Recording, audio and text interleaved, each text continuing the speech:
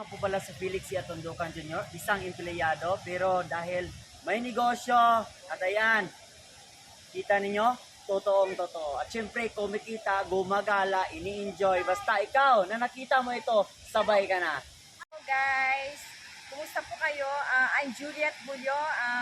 Ako ay dating systems analyst programmer na ngayon tambay na nanay. Pero ngayon, ayan, nakakatuwa kasi nandito ako ngayon sa Lake Cebu 7 Falls. Tingnan nyo, di ba ang sarap? Ang sarap. First time ko makapunta dito, makikita, matutunghayan talaga ang isa sa mga pinakamalaking falls dito sa Pilipinas. So, di ba kayo dyan na nanonood, join na kasi napakaganda po ng ating business. Ini-income ka na, nakakapag-travel ka pa. Yes! Hi guys! Ako si Jibel Solda, former FW po ako sa Hong Kong. Pero ngayon, nandito po ako sa Seven Falls, sa Lake Cebu. Lake Cebu.